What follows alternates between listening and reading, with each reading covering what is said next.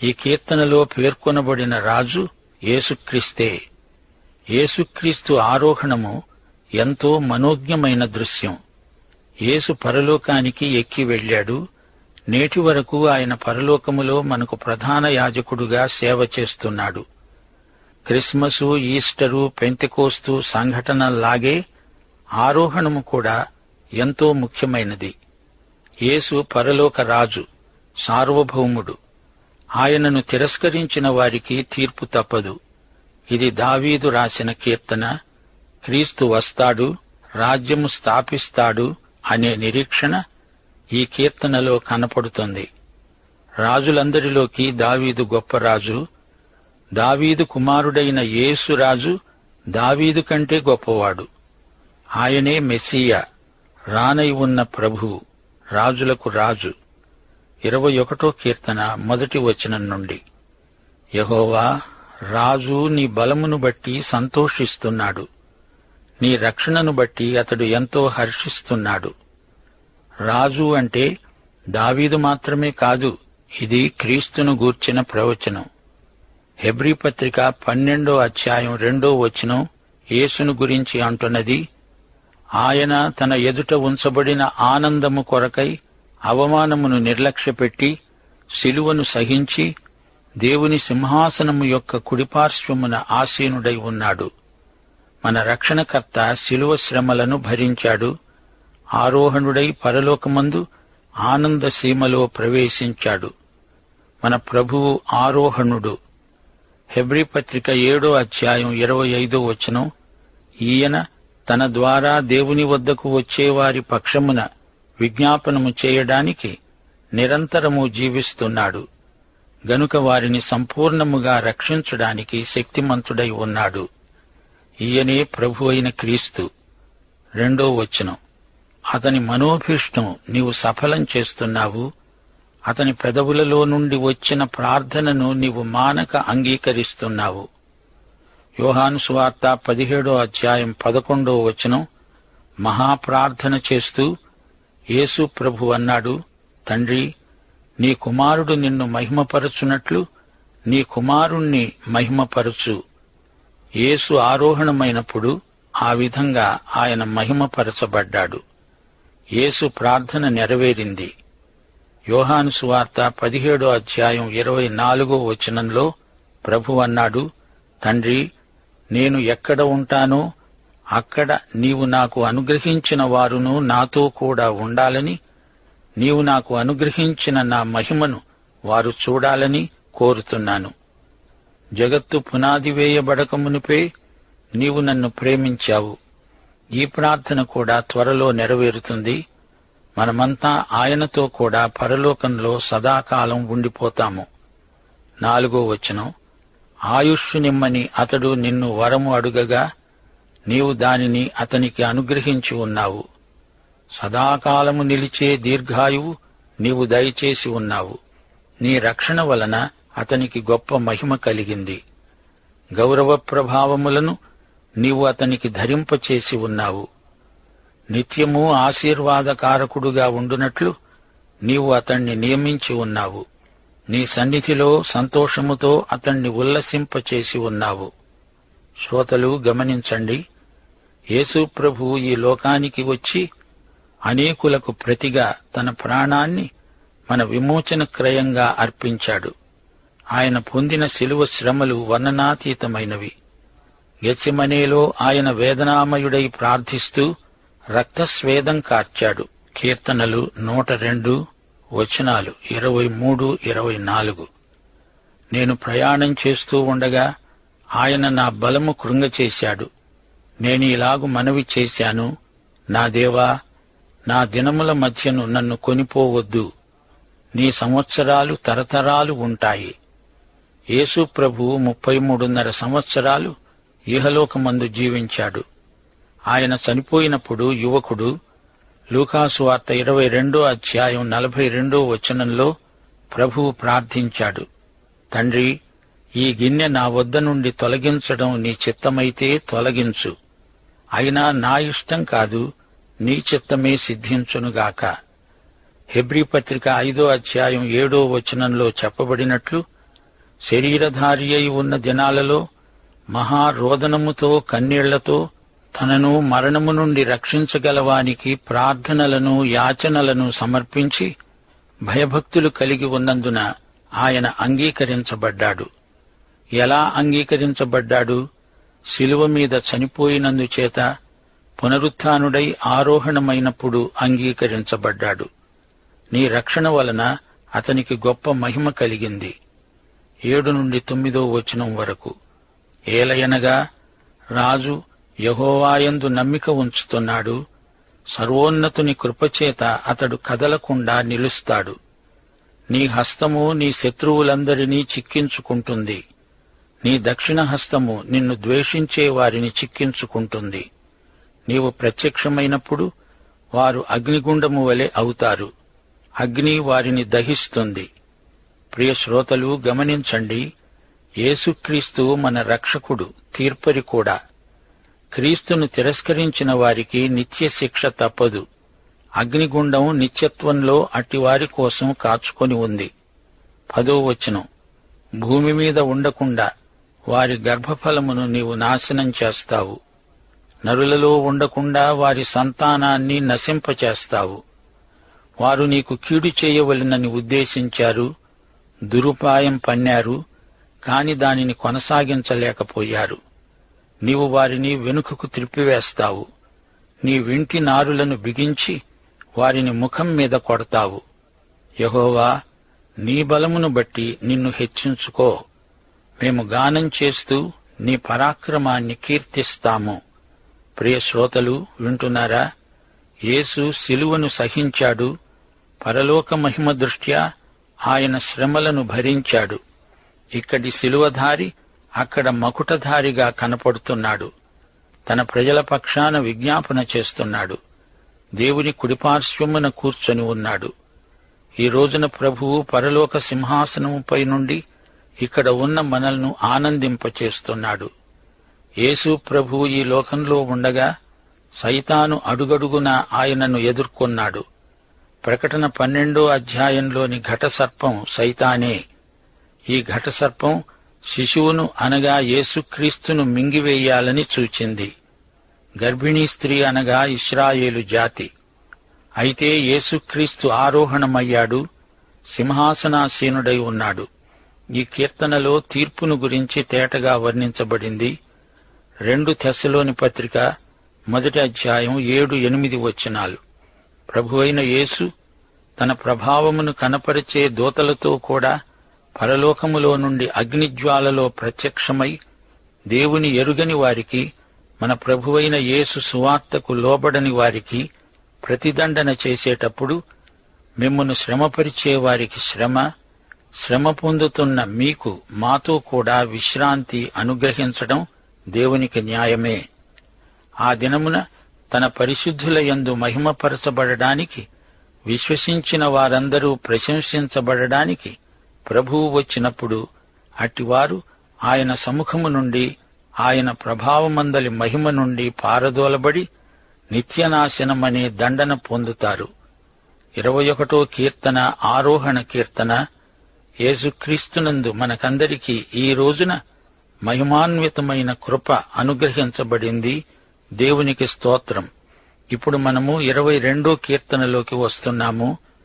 ఈ కీర్తన పవిత్ర భూమి లాంటిది. ఇది శిలువ కీర్తన. ఈ కీర్తన ఆదికాండం 22వ అధ్యాయంతో, యెషయా గ్రంథం 53వ అధ్యాయంతో సరిపోలుతుంది. యేసు శిలువ శ్రమలు ఈ కీర్తనలో వర్ణించబడ్డాయి. సువార్తల్లో యేసు శిలువ వేత ఒక చరిత్రగా వర్ణించబడింది గాని ఇక్కడ శిలువ వేయబడిన యేసు యొక్క మానసిక స్థితి చిత్రించబడింది. శిలువ మీద యేసు ప్రభు ఈ కీర్తన అంతా పాడాడు. యేసుక్రీస్తు యొక్క శిలువ వేత సమయంలో ఆయన పడిన మనోవేదన ఈ కీర్తనలో వర్ణించబడింది. లోక పాపాల నిమిత్తం ఆయన శిలువ మీద చనిపోతున్నాడు. ఆకాశానికి భూమికి మధ్య వేలాడుతున్నాడు. ఆయన పరలోకానికి ఇహలోకానికి నిచ్చెన అయ్యాడు. 2 కొరింథీ 5వ అధ్యాయం 21వ వచనం. మనము ఆయన యందు దేవుని నీతి అగునట్లు పాపమెరుగని ఆయనను మన కోసం పాపముగా చేశాడు.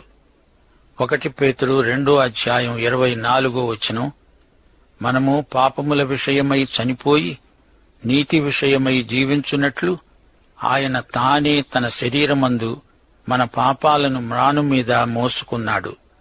ఆయన పొందిన గాయాల చేత మీరు స్వస్థత నొందారు. యేసు శిలువపై నుండి ఆక్రందన చేస్తున్నాడు. నా దేవా, నా దేవా, నీవు నన్నేల విడనాడావు. నన్ను రక్షింపక నా ఆర్తధ్వని వినక నీవేల దూరముగా ఉన్నావు. యేసు ప్రభువు శిలువ మీద ఒంటరితనాన్ని అనుభవించాడు. తన దేవుడు, తన తండ్రి తనను చేయి విడిచాడు. మానవుడుగా యేసు పొందిన బాధ ఎంతో తీవ్రమైనది. ఆయన లోకపాపమును మోసుకొని పోయే దేవుని గొర్రెపిల్ల. హెబ్రీ పత్రిక 2:9 ఈ సందర్భంలో మనము గమనించాలి.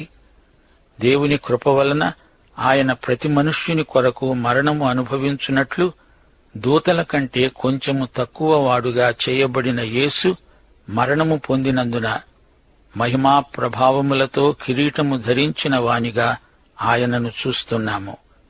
హెబ్రీ పత్రిక 2:14 మరణము యొక్క బలము గలవానిని అనగా అపవాదిని మరణము ద్వారా నశింపచేయడానికి ఆయన రక్తమాంసాలలో పాలివాడయ్యాడు.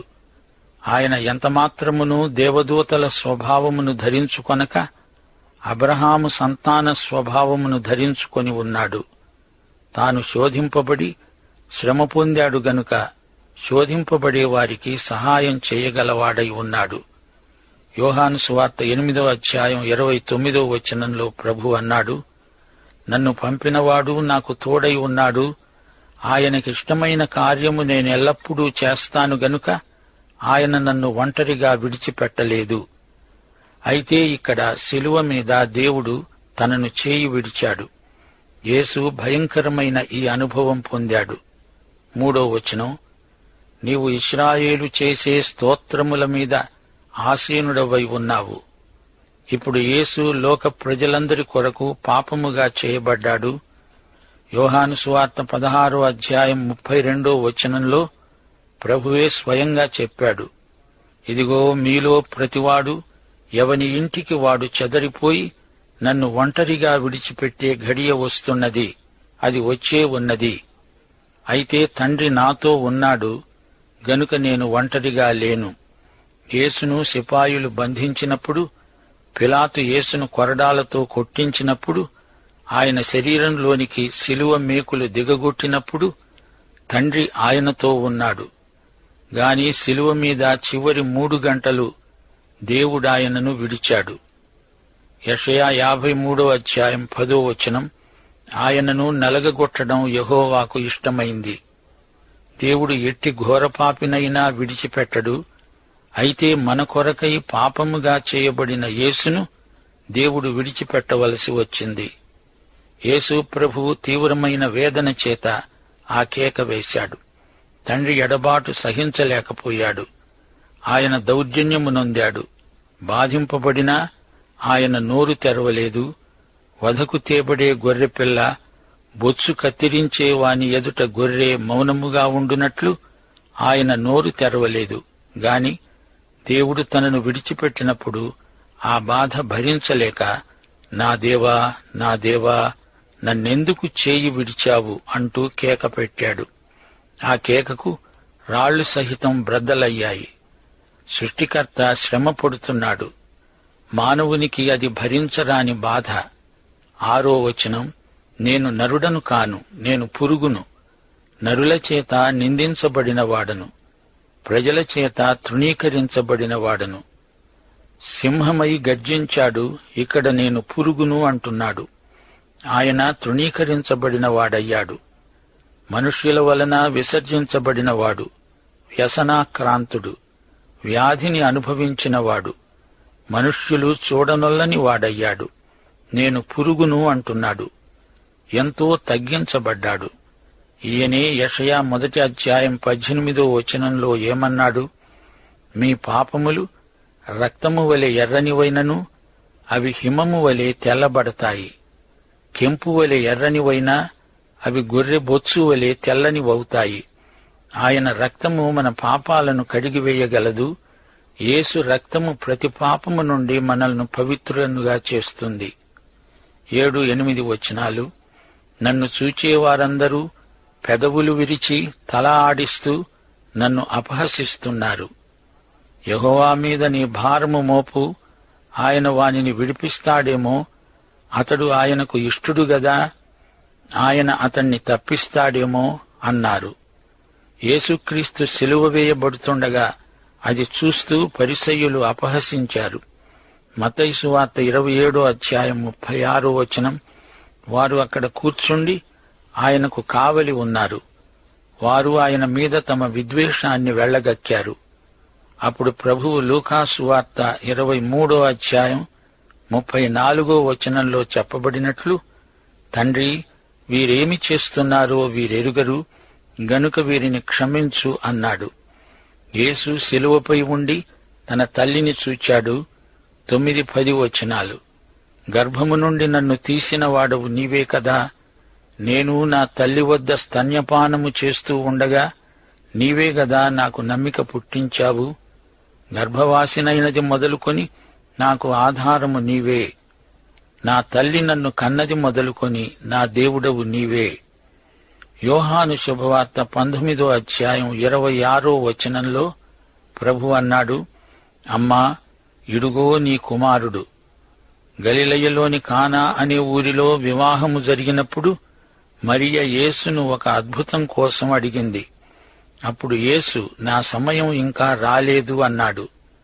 అది ఇప్పుడు వచ్చింది. అమ్మా, ఇడుగో నీ కుమారుడు, చూడు అంటున్నాడు. నీ కుమారుని శిలువ మరణం గొప్ప అద్భుతం కాదా? ఇంతకంటే మరేమి కావాలి? 12వ వచనం. వృషభములు అనేకం నన్ను చుట్టుకొని ఉన్నాయి. బాషాను దేశపు బలమైన వృషభములు నన్ను ఆవరించి ఉన్నాయి. తన శిలువ చుట్టూరా వన్యమృగాలున్నాయి. వారు తనను చిత్రవధ చేస్తున్నారు.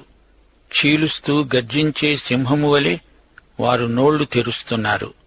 రోమా ప్రభుత్వం తనను సిలువ వేసింది. వీరు గర్జించే సింహాల వలె ఉన్నారు. సింహం రోమా ప్రభుత్వ చిహ్నం. నేను నీళ్ల వలె పారబోయబడి ఉన్నాను. నా ఎముకలన్నీ స్థానం తప్పి ఉన్నాయి. నా హృదయము నా అంతరంగమందు మైనము వలె కరిగి ఉన్నది. ఇది ప్రవచనం. యేసు చనిపోతున్నప్పుడు ఆయన చెమట ధారగా ప్రవహించింది. ఎముకలు స్థానం తప్పాయి. కీళ్లు నరాలు చిత్రహింసకు గురయ్యాయి. హృదయము మైనమై కరిగిపోయింది. యోహాను సువార్త 19:34 వచనం. సిపాయి వచ్చి పొడిచినప్పుడు ఆయన ప్రక్కలో నుండి రక్తము నీరు కారాయి. యేసు హృదయము బ్రద్దలైపోయింది. 15వ వచనం.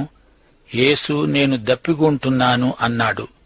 నా బలము ఎండిపోయి చిల్ల పెంకువలె అయింది. నా నాలుక నా దవడను అంటుకొని ఉన్నది. నీవు నన్ను ప్రేతల భూమిలో పడవేసి ఉన్నావు. కుక్కలు నన్ను చుట్టుకొని ఉన్నాయి. దుర్మార్గులు గుంపు కూడి నన్ను ఆవరించి ఉన్నారు. వారు నా చేతులను నా పాదములను పొడిచి ఉన్నారు. కుక్కలు అనగా అన్యజాతులు అని భావం. ఆయన కాళ్ళు చేతులలో శిలువ మేకులు కొట్టబడ్డాయి. నా ఎముకలన్నీ నేను లెక్కించగలను. వారు నిదానిస్తూ నన్ను తేరి చూస్తున్నారు. నా వస్త్రాలు వారు పంచుకుంటున్నారు. నా అంగీ కోసం చీట్లు వేస్తున్నారు. ఆయన అంగీని వారు తీసుకున్నారు. సిపాయిలు ఆ అంగీ కోసం చీట్లు వేయటం జరిగింది. ఆ తరువాత యేసు ప్రభువు, తండ్రి, నీ చేతికి నా ఆత్మను అప్పగిస్తున్నాను అన్నాడు. 19వ వచనం. యెహోవా, దూరముగా ఉండవద్దు. నా బలమా, త్వరపడి నాకు సహాయం చెయ్యి. ఖడ్గము నుండి నా ప్రాణమును, కుక్కల బలము నుండి నా ప్రాణమును తప్పించు. లూకా సువార్త 23:46 వచనంలో ప్రభు అన్నాడు, తండ్రి, నీ చేతులకు నా ఆత్మను అప్పగిస్తున్నాను. సింహపు నోటి నుండి నన్ను రక్షించు. గురుపోతుల కొమ్ములలో నుండి నన్ను రక్షించి నాకు ఉత్తరమిచ్చి ఉన్నావు. గురుపోతు భయంకరమైన మృగం. అలాంటి మనుష్యులు యేసు ప్రభువును చిత్రవధ చేశారు. శిలువ అనడానికి గ్రీకు భాషలో స్టౌరోస్ అనే పదం వాడబడింది. శిలువ వేత భయంకరమైన చిత్రహింస. శిలువ అనడానికి బదులు మరొక పదం బైబిలులో వాడబడింది, క్సులోన్ అనగా చెట్టు లేక మ్రాను. గురుపోతు కొమ్ములు అనగా శిలువ అని ప్రవచన రీతిగా మనము గ్రహించాలి. ప్రకటన గ్రంథం 22వ అధ్యాయంలో జీవవృక్షం పేర్కొనబడింది. అది కూడా క్సులోన్ అనే గ్రీకు పదం. యేసు మ్రాను మీద వేలాడాడు. ఆ మ్రానే మనకు జీవవృక్షమైంది. ఇప్పుడు ఈ కీర్తన చివరికి వచ్చేశాము. 22వ వచనం, నీ నామమును నా సహోదరులకు ప్రచురపరుస్తాను, సమాజము మధ్యన నిన్ను స్తుతిస్తాను. ఈ మాటల్లో విజయం ధ్వనిస్తోంది. అపొస్తలుల కార్యములు 4వ అధ్యాయం 12వ వచనం, యేసు నామమే రక్షించే నామము. కీర్తన 22, 25, 26 వచనాలు, మహాసమాజములో నిన్ను గూర్చి నేను కీర్తన పాడుతాను. ఆయన యందు భయభక్తులు గలవారి ఎదుట నా మ్రొక్కుబడులు చెల్లిస్తాను. దీనులు భోజనం చేసి తృప్తి పొందుతారు. మీ హృదయాలు తెప్పరిల్లి బ్రతుకుతాయి. యేసు ప్రభు తనతో పాటు సిలువ వేయబడిన దొంగను తీసుకొని దేవునికి మ్రొక్కుబడిగా చెల్లించాడు. లూకాసు వార్త 23వ అధ్యాయం 43వ వచనం, ఈ రోజున నీవు నాతో కూడా పరదైసులో ఉంటావు అన్నాడు ప్రభు. దైవాశీస్సులు, ప్రభు అయిన యేసుక్రీస్తు వారి కృప, తండ్రి అయిన దేవుని ప్రేమ, పరిశుద్ధాత్మ యొక్క సహవాసము మనకు సదాకాలము తోడై ఉండునుగాక. ఆమేన్.